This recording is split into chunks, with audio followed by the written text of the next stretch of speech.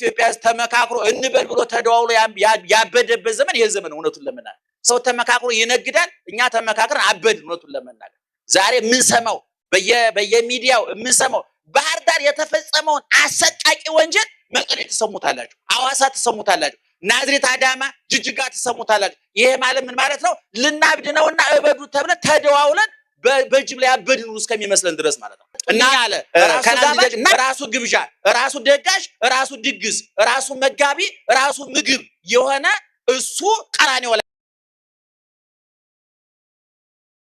አባቶቻችን ጥልቁን መጽሐፍ ቅዱስ ሩቁን መጽሐፍ ቅዱስ የጠለቀውን የረቀቀውን መጽሐፍ ቅዱስ እንድናወራው ብቻ ሳይሆን እንድንኖረው ብቻ ሳይሆን እንድንከብርበት መስማት በምንችለው ልክ መኖርን በምንችለው መጠን መመስጠር መተንተን መበለት አለበትና ኦርቶዶክሳውያን የተዋህዶ ሊቃውንት ዓመቱን ከፋፍለው ለምስጋና ለዝማሬ ለቅዳሴ ለትምህርት እንዲመች አድርገው ሰርተውታል። እኔ ሁል ጊዜ እንደምለው ኦርቶዶክሳዊ ተዋህዶ ቤተክርስቲያን ተሰርታ የተጠናቀቀች ተሰርታ ያለቀች ማንም ሲፈልግ የማያሰፋት ሲፈልግ የማያጠባት ሲፈልግ የማይቀንሳት ሲፈልግ የማይጨምርባት ተሰርታ ተጠናቃ ያለቀች ከፍ ሲል በክርስቶስ ዝቅ ሲል በገብረ ክርስቶስ በጻድቃን በቅዱሳን ልክ ማለት ነው ተቀዳ የተሰፋች የተዘጋጀች ቤተክርስቲያን ናት። ዛሬ ከታኅሳስ 12 ጀምሮ እስከ ታኅሳስ 29 ድረስ ያሉትን 3 እሁዶች አባቶቻችን ለየሰንበቱ ስያሜ በመስጠት ለየሰንበቱ የሚቀደሰው ቅዳሴ የሚዘመረው መዝሙር የሚሰበከው ወንጌል የሚነበበው መልእክት ምስባኩ ከመዝሙረ ዳዊት 3 መስመር ቀንሰው ቆንጥረው በማምጣት ከዕለቱ በዓል ጋር በማመሳሰል አዘጋጅተውልናል። ስለዚህ የዛሬው ሰንበት ስብከት ይባላል። እንደምታውቁት ይሄ ዘመነ ጾመ ነቢያት ይባላል። ሁላችሁ ታውቁታላችሁ። በዚህ በጾመ ነቢያት ወቅት በብሉይ ኪዳን የነበረው ነቢያት እግዚአብሔር ከመምጣቱ በፊት እንዴት ሆነው ይኖሩ እንደነበረ ያ የመከራ ዘመን የፍዳ ዘመን በእግረ አጋንንት እየተጠቀጠቁ በመንጸፈ ደይን ወድቀው በመርገመ ሥጋ በመርገመ ነፍስ የሚማቀቁበት በእነሱና በእግዚአብሔር መካከል አዳምና ሔዋን ሲሚንቶ አብኩተው ብሎኬት ደርድረው የገነቡት የኃጢአት ግድግዳ በኃጢአት መርፌ በአልጠግባይነት መርፌና ክር የሰፉት የኃጢአት የልዩነት መጋረጃ በሰውና በእግዚአብሔር መካከል ተጋርዶ የሰዎች ሕይወት ጨለማ ነበረ። አሁን እኛ ያለነው በዘመነ ሐዲስ ነው። ያ አዳምና ሔዋን የገነቡት የኃጢአት ግድግዳ ፈርሶ አዳምና ሔዋን የሰፉት የኃጢአት መጋረጃ ተጋርዶ ሰውና እግዚአብሔር ፊት ለፊት የሚታዩበት ያ ዘመኑ ዘመነ ብሉይ ይባላል። እኛ በዘመነ ሐዲስ ነው ያለነው። ያ ዘመን መጽሐፈ ብሉይ ኪዳን ይባላል። የኛ ሐዲስ ኪዳን ይባላል። የዛ ዘመን ሰዎች የብሉይ ኪዳን ሰዎች 70 ብሊት የብሉይ ኪዳን ሰዎች ይባላሉ።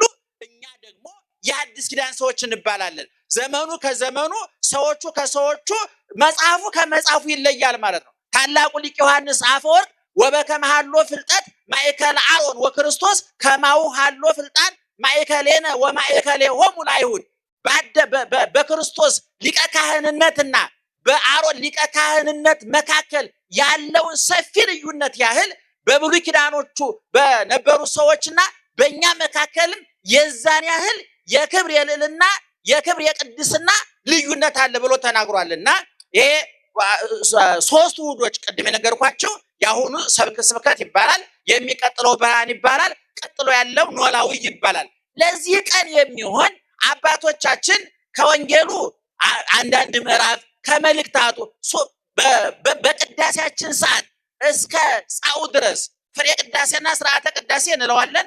በመጀመሪያ ተገብቶ እስከ መካከል ወንጌል እስከሚነበብበት ያለው ስርዓተ ቅዳሴ ይባላል። ከዛ በኋላ ያለው ፍሬ ቅዳሴ ይባላል። በስርዓተ ቅዳሴው ውስጥ ከብሉይ ከመጽሐፍ ቅዱስ በተለይም ከሐዲስ ኪዳን ካህናት ቅዳሴ የሚገቡ ስንት ካህናት ናቸው? በአንድ ቀን ቅዳሴ የሚገቡት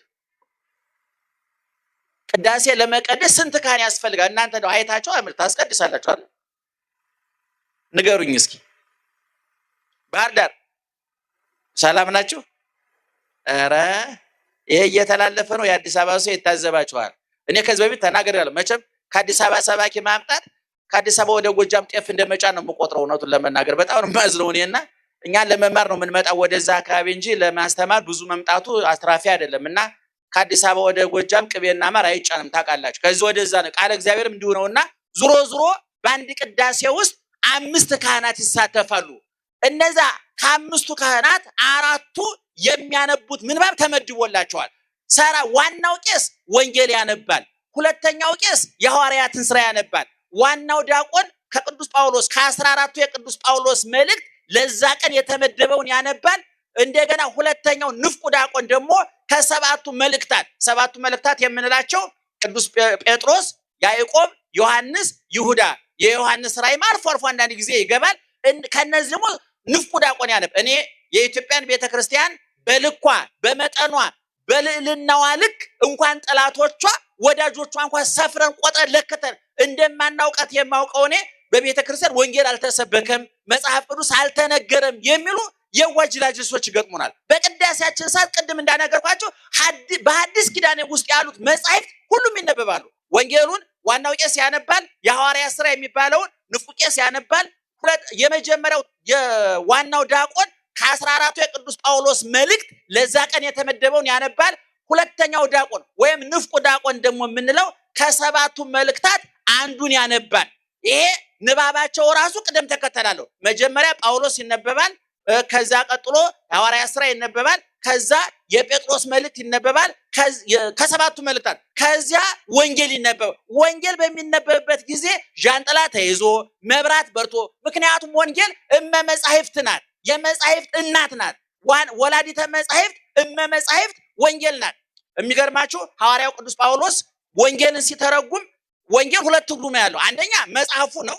የማቴዎስ ወንጌል፣ የሉቃስ ወንጌል፣ የማርቆስ ወንጌል፣ የዮሐንስ ወንጌል 4ቱ ወንጌላውያን የጻፏቸው በጥቅሉ 89 ምዕራፍ ያለው 4ቱ ወንጌላውያን የጻፉት 4ቱ ወንጌላት አሉ። ይሄ በመጽሐፍ ደረጃ ነው። ቅዱስ ጳውሎስ ግን ወንጌልን ከዘመን ጋር ከመጽሐፍ ቁጥር ጋር ያገናኘው በአጠቃላይ ከልደተ ክርስቶስ እስከ ምጽአተ ክርስቶስ ያለው ዘመነ ሐዲስ በጠቅላላ ዘመነ ጸጋ ዘመነ ምሕረት በጠቅላላ ክርስቶስ ከተወለደ የጥል ግድግዳ ከፈረሰ የለያየን መጋረጃ ከተቀደደ በግራጋንንት ከመጠጠቅ በመንጸፈ ድል ከመውደቅ የተረፍንበት ወደ ቀደመ ርስታችን ወደ ገነት ወደ ቀደመ አባታችን ወደ እግዚአብሔር የተመለስንበት ዘመን በጠቅላላ ወይም ደግሞ ስለዚህ የሚናገሩት መጻሕፍት በጠቅላላ ወንጌል ብሎ ይጠራቸዋል። በዚህ በገላትያ ምዕራፍ 3 ላይ ቁጥር 8 ስታነቡ እግዚአብሔር ይህንን ወንጌል አስቀድሞ ለአብርሃም ሰበከለት ይላል።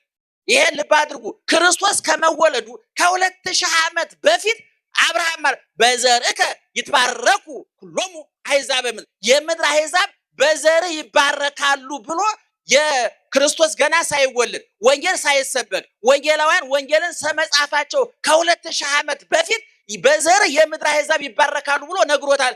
ኢይቤሎ ባዝሪቲከ በዘሮችህ አላለውም፣ አላይ ቤሎ በዘርዕከ ዘውእቱ ክርስቶስ በዘርህ አለው።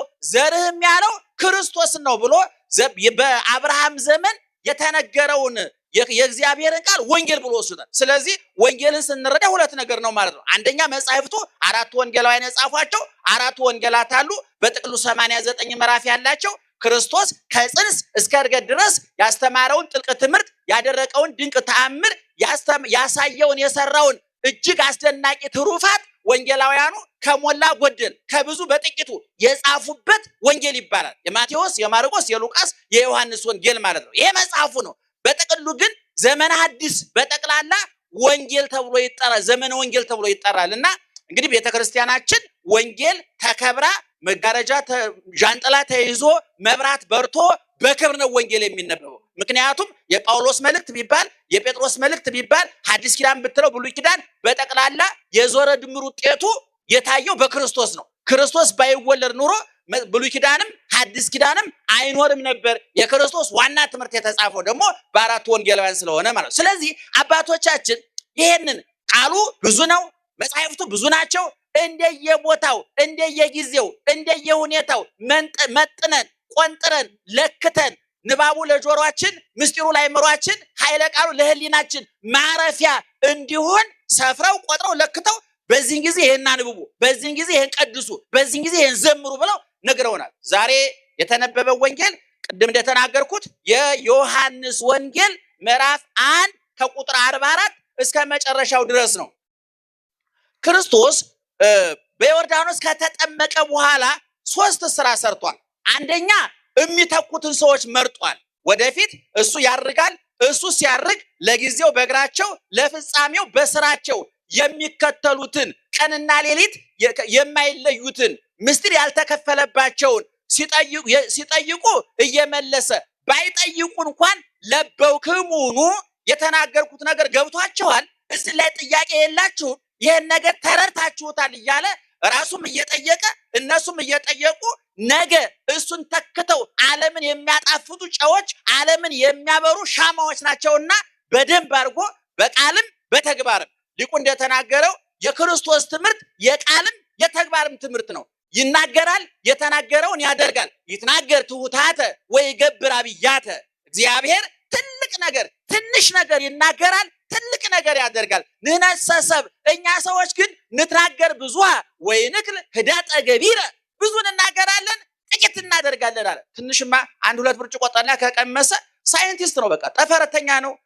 በቃ የማይሆነው ነገር የለም። ደጀ ሰላም ዲያቆኑ ሁሉ ሲገባ ይባላል ነገ ድጓ ቤት ሄዳለሁ ነው የሚለው በቤተ ክርስቲያን። ነገ መጽሐፍ ቤት እገባለሁ። ጠላው ሲተን ስሜቱ አብሮ ይተናል፣ ይበናል። በትምህርት ቤት ታውቃላችሁ ብዙ አስተማሪዎች ክላስ ገብተው ብላክቦርድ ላይ ይለቀልቁና አያስረዷችሁም። በኋላ የሚያመጡት ፈተና ከድንጋይ ይከብዳል። እንደውም አንዳንዶቹ ቲቸር ገሌ ትምህርታቸው ቀለል ያለ ነው ፈተናቸው ከባድ ነው ይባላሉ። ምክንያቱም መምህሩ ለመታወቅ እንጂ ለማሳወቅ አልፈለገም ማለት ነው። እግዚአብሔር ግን መስማት በምንችለው ልክ የሚናገር አምላክ ነው እና ሊቁ ሲናገር ምን አለ? ይትናገር ትሑታተ ወይገብር አብያተ። ትንሽ ይናገራል፣ ትልቅ ያደርጋል። እኔ የዓለም ብርሃን ነኝ በሉ እስኪ። የማን ብርሃን ነኝ? ይችን ለማለት ስንት ሰከንድ ይፈጅ? 3-5 ሰከንድም አይፈጅም አይደለም?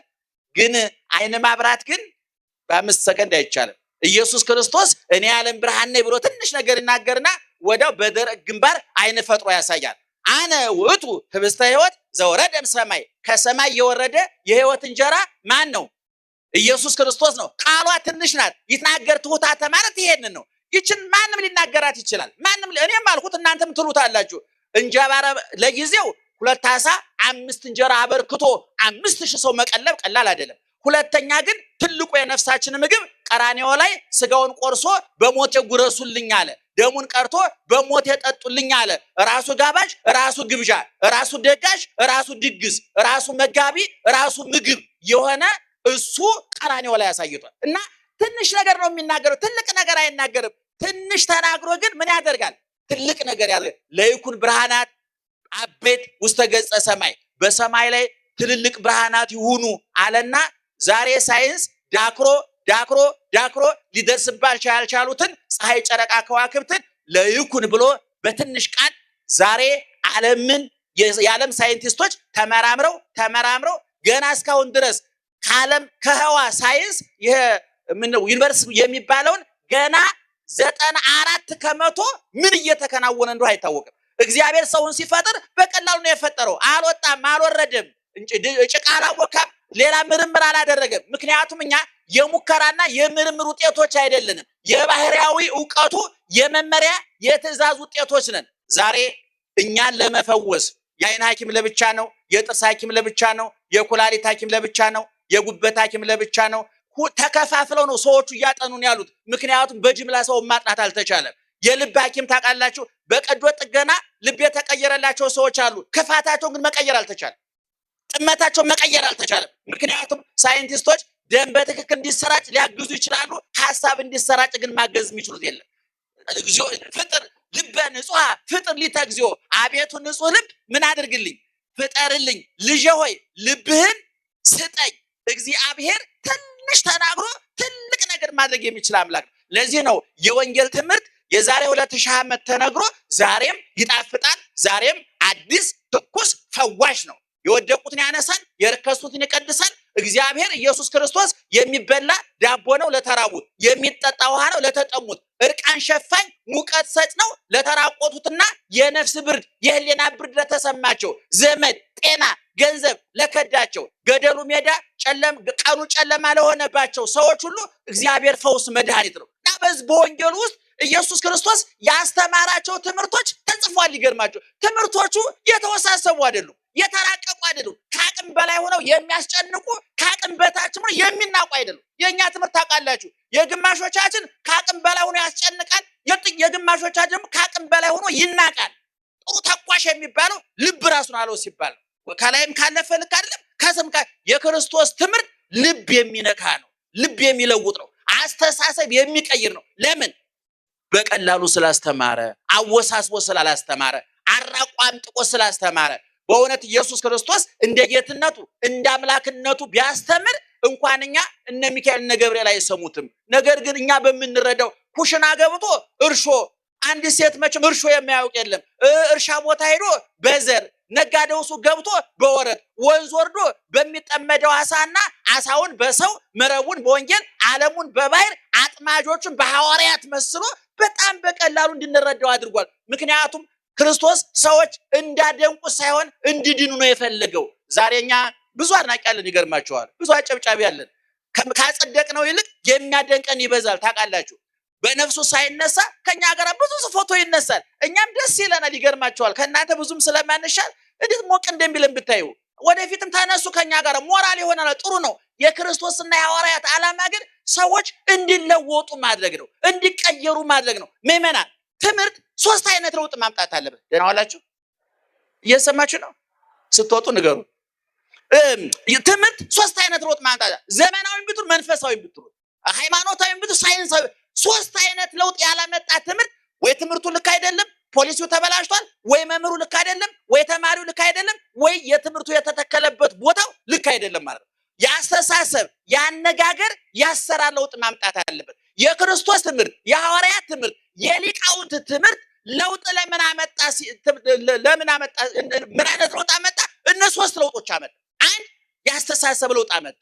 በዚህ በቅዱስ ጳውሎስ ለሮሜ ሰዎች ሲነግራቸው ምን ብሏቸዋል? በልባቸው መታደስ ተለወጡ እንጂ ይህን ዓለም ተለወጡ። አንድ ሰው ልቡ ጠማማ ልብ ይዞ መጥቶ እንደተጣመመ ከተመለሰ እውነቱን ለመናገር ትምህርቱ ከሽፏል ማለት ነው። ጦረኛ ምላስ ይዛ መጣ፣ ጦረኛ ምላስ ይዛ ከተመለሰች ምላሷን ሳንቦር ሸሸኝና ማለት ሴትዮዋ አሰራሩ ካልተቀየረ ትናንትና ሲሰርቅ የነበረው ሰውዬ ዛሬም ከሰረቀ ትምህርቱ ከሽፏል ማለት ነው። ዘመናዊ ትምህርታችን ታውቁታላችሁ። ዛሬ 50 ዩኒቨርሲቲዎች አሉን። 50ዎቹ ዩኒቨርሲቲዎች ሁሉ ሞፈር ቀንበር ከመጠብ ሊገላግሉን አልቻሉም። በበሬ ከማረስ ሊገላግሉን አልቻሉም። ዛሬም የምንጭነው ባህያ ነው። ዛሬም የምናርሰው በበሬ ነው። ዛሬም የምናርሰው በሞፈር ቀንበር ነው። ዛሬ ይገርማቸዋል። እራሱ ከዩኒቨርሲቲ ተመርቆ መጥቶ ከአባቱ ጋር ሞፈር ቀንበር እየጠረበ ወደታች ወርዶ ገበሬ ሆኗል። ይገርማል። ለምን? ትምህርቱ ለዋጭ አይደለም፣ ቀያሪ አይደለም። አስተሳሰቡ አልተለወጠም፣ አነጋገሩ አልተለወጠም፣ አሰራሩ አልተለወጠም። በሶስቱ መንገድ የክርስቶስ ትምህርት ይሄን ለውጥ ነው ያመጣው። ምን የሐዋርያት ትምህርት ይሄን ለውጥ ያመጣው። እነ ቅዱስ ጴጥሮስ ካስተማሩ በኋላ ምን ተንግበር፣ ምን እናድርግ ብለዋቸዋል። እኛ ዛሬ ምን እናድርግ የሚል ለውጥ አላመጣንም እንዴ?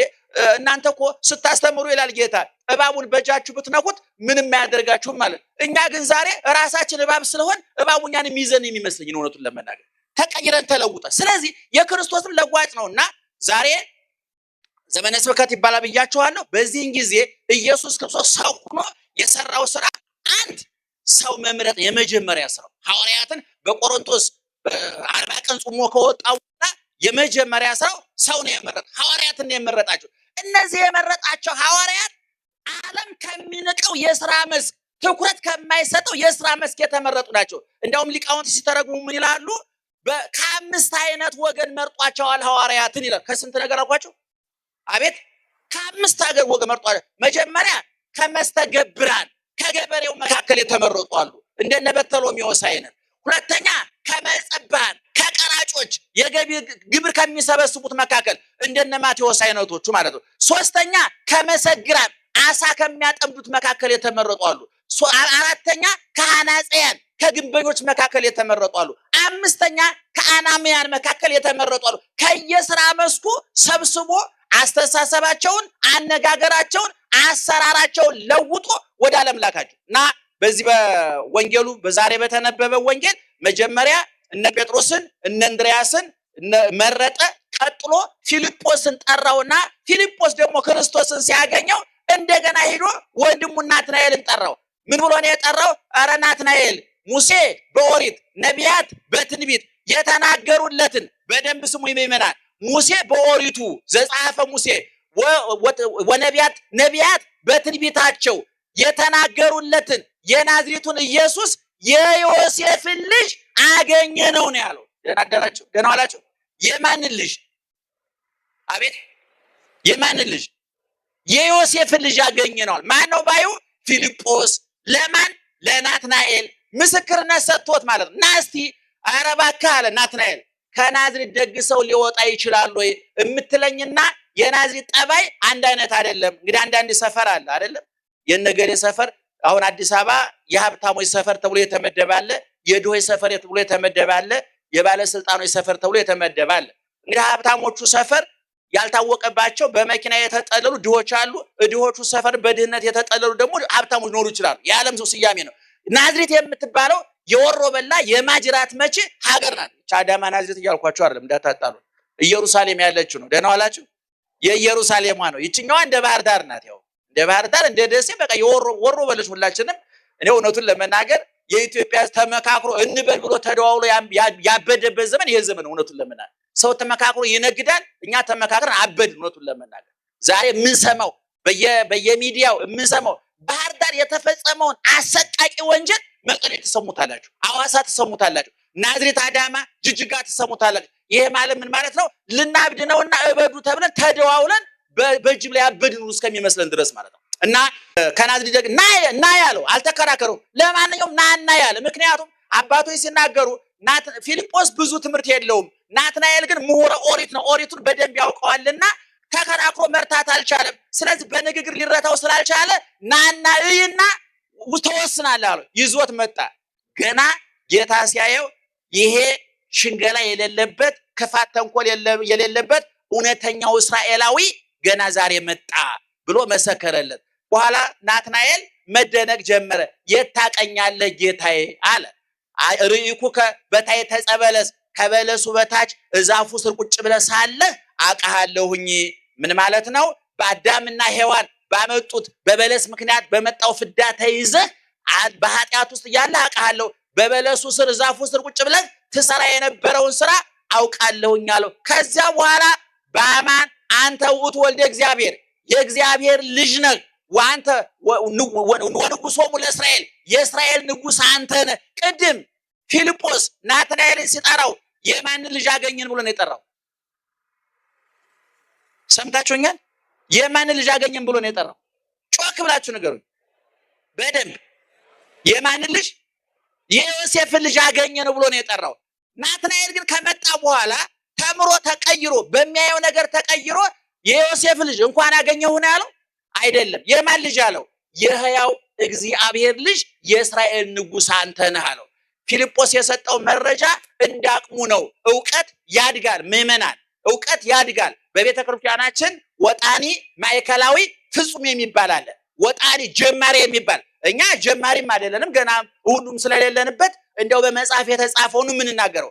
ወጣኒያን የሚባሉ አሉ፣ ማዕከላውያን የሚባሉ አሉ፣ ፍጹማን የሚባሉ አሉ። እነዚህ በወጣኒነታቸው የራቀውን ያያሉ፣ በማዕከላዊነታቸው የረቀቀውን ያያሉ፣ በፍጹምነታቸው የሩቁም የረቂቁም ባለቤት የሆነውን እግዚአብሔርን ያሉ ቅዱሳን ሲበቁ። አሁን ፊልጶስ የሰጠው መረጃ ምንድን ነው ያለው? ነቢያት የጻፉለትን፣ ሙሴ የጻፈለትን፣ ነቢያት ትንቢት የተናገሩለትን የናዝሬቱን ኢየሱስ የዮሴፍን ልጅ አገኘ ነው ብሎ ተናገረ። አሁን ናትናኤል ሲመጣ ግን እውነትህን ነው የዮሴፍ ልጅ አይደለም ያለው። መጥቆ አልፎት ሄደ። ይገርማቸዋል። አልፎት ሄደ። አንተ የሕያው እግዚአብሔር ልጅ የእስራኤል ንጉሥ ነህ አለው። ይሄን ናትናኤል አታድንቅ፣ ገና ወምዝ ዘየአቢ ትርኢ፣ ገና የበለጠ ነገር ታያለህ። እንዘ ይትረኃዋ ሰማያት፣ ሰማያት ሲከፈቱ ታያለህ። ወመላእክት እንዘ ይዐርጉ ወይወርዱ ሀበ እጓለ እመሕያው፣ መላእክት ወደ ሰው ልጅ ሲወጡ ሲወርዱ ታያለህ። ገና መላእክት ደረጃ ትደርሳለህ። ገና ትረቃለህ፣ ትመጥቃለህ። መንግስተ ሰማያት አስገቢ፣ አስወጪ፣ አጥላቂ፣ ኮናኝ፣ ሰጭ፣ ነሽ ትሆናለህ። ገና ትልቅ ደረጃ ትደርሳለህ ሲለው ነው ብለው ሊቃውንት ይናገራሉ። ለዛሬ የተፈለገው ምንባብ ሙሴ በኦሪት ደህና ዋላችሁ። የሆነ ነገር አደረገብኝ እንግዲህ ምን ይችላል የሆነ ጥሩ ነገር ሳይሆን አይቀርም መቅረጫ ነው የሚሆነው ዛሬ ቀራችሁ ብዙ ስለሆነ ደህና ዋላችሁ። ስለዚህ ምዕመናን ባጭሩ ኑና እዩ ነው። አያችሁ ናትናኤልን ፊልጶስ ናትናኤልን የረታው መጥቶ ማየት ነው። እኔ ኦርቶዶክሳዊ ተዋሕዶ ቤተክርስቲያን እድለኛ ቤተክርስቲያን ስለሆነች ለስሜተ ሕዋሳት የሚስማሙ ስራዎች አሏት። በአይን የሚታይ ጽላቱ፣ ታቦቱ፣ ጸናጽሉ፣ ከበሮው፣ እምነቱ፣ ጸሎቱ አለ። በጆሮ የሚሰማ ዜማው፣ ቅኔው፣ ትርጓሜው አለ። በአንደበት የሚቀመስ የክርስቶስ ሥጋ አለ፣ የክርስቶስ ደም አለ። የሚለበስ ጸጋ መንፈስ ቅዱስ አለ። ሁሉ የተትረፈረፈላት የተሟላላት ቤተክርስቲያን ናት። ነገር ግን እቺ ቤተክርስቲያን በየዘመኑ ፈተና ይበዛባታል። በየዘመኑ ማይበሉ ወጀቡ ከአራት ወገን ይመጣባታል ብዬ አምናለሁ። እኔ የመጀመሪያ ፈተናዎቿ ራሳቸው ልጆቿ ናቸው። ራሳቸው ልጆቿ ናቸው። ከውስጥ ወደ ውጭ የሚገፏል፣ ከውጭ ወደ ውጭ የሚገፏል። በእናትነቷ ከማህፀኗ ተወልደው እንደው እውነቱን ለመናገር አሁን እየበጠበጡን እየረበሹን የመጡት ከውጭ የመጡት ጠላቶቹ አይደሉም። ከሌላ ቦታ ከውስጥ የመጡት ከአፈር ከትቢያ አንስታ ልብስ ነው የነፍሱን ተውት፣ የጽድቁን ተውት፣ የመንግስተ ሰማያቱን ተውት፣ የጸጋውን ተውት፣ በሃይማኖት ስለሚገኘው ልጅነት ተውት። በስጋዊ ኑሯቸው ከትቢያ አንስታ ከአፈር አንስታ እንዴት ዋላችሁ የሚላቸው ሰው ያልነበሩ የሌላቸውን ሰዎች ከባዶነት አንስታ በልተው ጠጥተው ለብሰው እንዲኖሩ ያደረገቻቸው መልሰው በእሷ ላይ ሰቆናቸውን ያነሱ ጣታቸውን የቀሰሩ ምላሳቸውን ያስረዘሙ እርግማን የሚተፉ ልጆች ከውስጡ የመጡባት ናቸው። እነዚህ በየዘመኑ ተነስተዋል። ታውቃላችሁ በክርስቶስ ጉባኤ ሲበጠበጥ የነበረው የክርስቶስ ጉባኤ ከውጭ አይደለም። የዮናስ መርከብ ልሰጥም የነበረው ከውጭ ማይበል በውጭ ከመጣው ማይበል ሞገድ አይደለም። የውጭን ማይበል ሞገድ ጎትቶ ያመጣው ውስጥ ያለ ዮናስ ነው። ዮናስ ነው ተስትጥል መርከቡ ሰላም ሆነ። ዛሬም ከቤተ ክርስቲያኒቱ ወጥተው መጣል ያለባቸው ቆሻሾች ሊኖሩ ይችላሉ። ከውስጥ ያሉ እርግማን የሆኑ ሰዎች ለመርከቧ መስጠት ለመርከቧ መናወጥ ለሞገዱ ለማይበሉ መነሻ ሆነው ያገለገሉ ክፉ ሰዎች አሉ። ይሄ እውነቱን ለመናገር ቄሱን ይመለከታል፣ መነኩሴውን ይመለከታል፣ ጳጳሱን ይመለከታል። አንዳንድ ለቤተክርስቲያን ቅርብ ነን ብለው የሚያምኑ ምዕመናኑን ጭምር ይመለከታል። ስለዚህ የመጀመሪያው የቤተክርስቲያን ጥላቶቿ ራሷ ልጆቿ፣ ሁለተኛ ፖለቲከኞቹ ናቸው። በየዘመኑ የኢትዮጵያ ቤተክርስቲያን በፖለቲካ ስትፈተን ኖራለች። በንጉሱ ዘመንም ብትሉት በቀጥሎ በመጣው በጠቅላላው ምን ገሌ ከገሌ ያሰኝ ደህና ዋላችሁ። አቤት እናንተ አቁበታል። የኢትዮጵያ ሕዝብ ሌላው እየነደደ ዳቦ መጋገር የሚፈልግ በገጠር ምን ይባላል? ሰነፍ ሴት ታውቁታላችሁ መቼም እዛ ሀገር አይደለም። ሰነፍ ሴት ምጣድ አትጥድም ይባላል። በቅል ነገር ሊጧን ትይዝና የሰማ ምጣድ ትፈልጋለች። እንትናየ ዛሬ ምጣድ ታሰሚያለች። አዎ እንደው አንድ እንጀራ ሰፋለሁ። በሰማ ምጣድ እንጀራ ጋግራ ትመጣለች። ዛሬ በሰማ የህዝብ ስሜት እንጀራ የሚጋግሩ ስግብግብ ሰነፍ ሰዎች አሉ። የራሳቸው ምጣድ የላቸው ግን እንጀራ ይበላሉ። የራሳቸው እሳት የላቸው ግን ያነዳሉ። እና ቤተክርስቲያን ሁለተኛ ጠላቶቿ በየዘመኑ የሚነሱ ፖለቲከኞች ከግራ ቀኛሉ። ሶስተኛው ሌሎች ሃይማኖቶች። እኔ ሌሎች ሃይማኖትን እውነቱን ለመናገር ጨዋውን በብዙ 100 ሚሊዮን በዓለም ላይ ብዙ ሙስሊም አለ፣ ብዙ ፕሮቴስታንት አለ። የኢትዮጵያ ቤተክርስቲያን ተስማምታ ለመኖር ችግር የለባትም። በ6ኛው መቶ ክፍለ ዘመን ሙስሊም ወንድሞቻችን ሲመጡ ኦርቶዶክሳዊ ተዋሕዶ ቤተክርስቲያን በሯን ከፍታ በእንግድነት ተቀብላ አስተናግዳለች። ፕሮቴስታንቶችም ሲመጡ እንደዚሁ ነው እውነቱን ለመናገር። ነገር ግን ጥቂት እዚህ ግቡ የማይባሉ እምነቱን የማይወክሉ ሰዎች ግን ቤተክርስቲያን ብትዳከም ቤተክርስቲያን ብትጠፋ እንድትጠፋ ቀን ከሌሊት እረፍታቱ የሚሰሩ ሰዎች አሉ። አራተኛ አልጠግባይ ሰዎች፣ ስግብግብ ሰዎች፣ በእሷ እናተርፋለን ብለው የሚያስቡ ሰዎች አሉ። ገንዘብ እስካገኙ ኪሳቸው እስከሞላ የነፍሳቸው ጉዳይ የማያሳስባቸው፣ ሆዳቸው እስከሞላ የጭንቅላታቸው ጉዳይ የማያሳስባቸው፣ ምድራዊ ፍላጎታቸው ከተሟላ ሰማያዊ ጉዳይ የማያሳስባቸው፣ በልተን እንሙት ለብሰን እንሙት ያሉ እንስሳዊ ጠባይ አውሬያዊ ባህሪ ያላቸው እንደ እንስሳት አመጋገባቸው ከእንስሳት ጠባያቸው ከአራዊት የተወሰደ በክፋታቸው ሰይጣን የሚቀናባቸው እንደው ሰይጣን የዓመት ፍቃድ ቢወጣና ቁጭ ቢል ወክለን እንሰራለን ብለው የሚመዘግቡ ሰዎች አሉ። ክፉ ሰዎች እውነቱ በጣም እናዝናለን። እና ቤተክርስቲያኒቱ በዚህ በኩል እየተናጠች እየተበጠበጠች ትኖራለች። ታውቃለህ ግን እርግጠኛ ሆነን እንናገራለን። ማይበሩን ታልፈዋለች፣ ሞገዱን ታልፈዋለች፣ ትሻገረዋለች። ምክንያቱም መስራቿ ማን ስለሆነ ቅዱስ ጴጥሮስ እኔ ማን ነኝ ብሎ ለጠየቀው ጥያቄ ክርስቶስ አንተ የሕያው እግዚአብሔር ልጅ ነህ ብሎ ሲመልስ ክርስቶስ ምንድነው ያለው? አንተ ውእቱ ወልደ እግዚአብሔር ያው አንተ ኮክ አንተ አለት ነህ። በአንተ አለትነት ላይ ቤተክርስቲያኔን እሰራታለሁ። ዋና ቅጸ ሲኦልኒ እየሄይልዋ የገሃነም ደጆች አያናውጧትም ተብሎ ቃል ተገብቷል። መስራቿ ትናንትና ነበረ፣ ዛሬ ያለ፣ ለዘላለም ይኖራል። ዘመን አይሽረውም፣ ቦታ አይቀይረውም፣ ሁኔታ አይገለብጠውም። እግዚአብሔር በምርጫ አይሸነፍም። እግዚአብሔር መፈንቅለ መንግስት አያሰጋውም። እንኳን አሁን ዓለም ሳይፈጠር ንጉስ ነበረ፣ ዓለምን ፈጥሮ ንጉስ ነው። ዓለምን ማሳልፎ እንደነገሰ ይኖራል። ቤተክርስቲያን ደግሞ የማን ቤት ናት? የሱ ቤት ናት። ከዛ ደግሞ ከሱ ቀጥሎ አጥንታቸውን የከሰከሱ ላባቸውን ያፈሰሱ ሁልጊዜ እንደምለው ጀርባቸውን ለጅራፍ አንገታቸውን ለሰይፍ አይምሯቸውን ለመጽሐፍ ሰጥተው አይምሯቸው መጽሐፋዊ አንገታቸው ለሰይፍ ጀርባቸው ለጅራፍ አንደበታቸው ሆዳቸው ለጾም አንደበታቸው ለጸሎት የባከነ ጊዜ የባከነ ገንዘብ የባከነ አካል የሌላቸው ለክርስቶስ ኑረው ለክርስቶስ የሞቱ ዛሬም በክብር ያሉ ሕያዋን ከሞት በሕይወት ካለነው ከኛ የተሻሉ ሕያዋን ቅዱሳን አሉ። ጠባቂዎቹ አሉ። እነሱ መላእክት ይጠብቋታል፣ ጻድቃን ይጠብቋታል። መላእክት የቤተ ክርስቲያኒቱ ገበዝ ጠባቂዋ ድንግል ማርያም አለች። ስለዚህ ማይበሉ ሞገዱ ፈተናው ብዙ ነው ወይ? አዎ ይቀጥላል። ምክንያቱም ባለቤቱ በመስቀል ላይ የሆነውን አይታቸዋል። 33 ዓመት ከ3 ወር ክርስቶስ በምድር ላይ ሲመላለስ አለቀሰ ተብሎ እንጂ ሳቀ ተብሎ አልተጻፈለትም። ከለምጻሞች ጋር ዋለ እንጂ ከዘናጮች ጋር ዋለ ተብሎ አልተጻፈለትም። ከዓይነ ስውራን ጋር እንጂ ዓይናቸው ኮከብ ተብሎ ከሚደነቁት ጋር አልዋለም። ክርስቶስ ከአንካሶች እንጂ ከሯጮች ከአትሌቶች ጋር አልዋለም። ክርስቶስ ከሞላላቸው ጋር አልዋለም፣ ከጎደለባቸው ጋር። እንደውም ታላቁ ሊቅ ዮሐንስ አፈወርቅ ክርስቶስ የት ይገኛል ብለህ ከጠየቀኝ ወሶበት ይሄውጾ ለድውይ በህየት ረክቦ ጥቃራቱ በሽተኛውን ስትጠይቅ ካልጋው አጠገብ ታገኘዋለህ። ወሶበት ይሄውጾ ለሙቁ እስረኛውን ስትጠይቅ ከዘመድ አስቀድሞ ስንቅ ሆኖ እዛው ታገኘዋለህ አለ። ክርስቶስ በሞላበት አይገኝም። ከበር ቁሜ አንኳኳለሁ አለና ማንም በሩን ቢከፍትልኝ ምን አደርጋለሁ አለ? እገባለሁ አለ። ገብቼስ እራት እበላለሁ።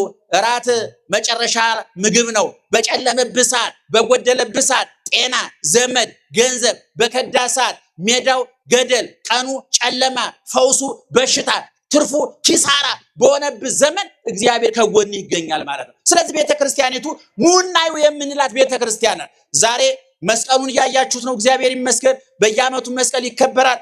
በየዓመቱ ጥምቀት አለ። አሁን ደግሞ ወጣቶቹ ደግሞ እየተጠናከሩ ደግሞ የአእላፍ ዝማሬን ባል ደግሞ ነጭ በነጭ ተለብሱ ደግሞ መጥቷል። ይሄ ሁሉ የቤተክርስቲያኒቱ ማይቦል ሞገዱን ተሻግራ እንደምታልፍ ማረጋገጫ ነው።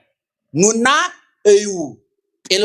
ማነው ናትናኤል ከፊልጶስ በልጦ ሄደ እና እንግዲህ ብፁዕ አባታችን ይሄንን ትልቅ ጉባኤ ያዘጋጁት ለግንዛቤ አይደለም፣ ለገንዘብ ነው። ደህና ዋላችሁ። በደንብ ስሙኝ። ዛሬ የግንዛቤ ሰዓት አይደለም። ምንድነው?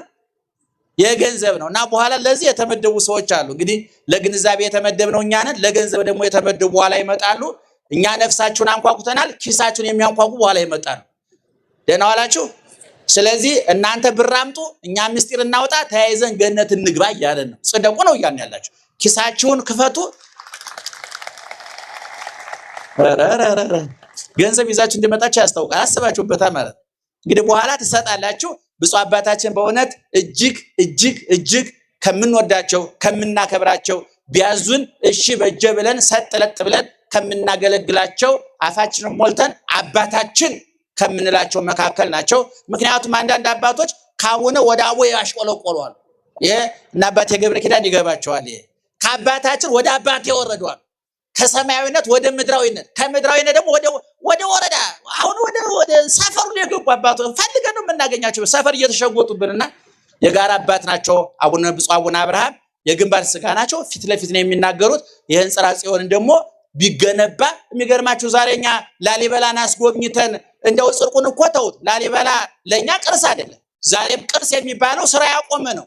እኛ ዛሬ ላሊበላ ቅርሳችን አይደለም። ብንሞት እንፈታበታለን፣ ብንጠመቅ እንከብርበታለን፣ ብናገባ እንሞሸርበታለን። ዛሬም ስራ ላይ ነው። ነገር ግን የዛሬ 800 ዓመት ላሊበላ አባታችን ያንን ሲሰራልን ይሄንን እግዚአብሔር አዘጋጅቶል። ዛሬ በላሊበላ ብዙ ሚሊዮን ዶላር ይገኝበታል።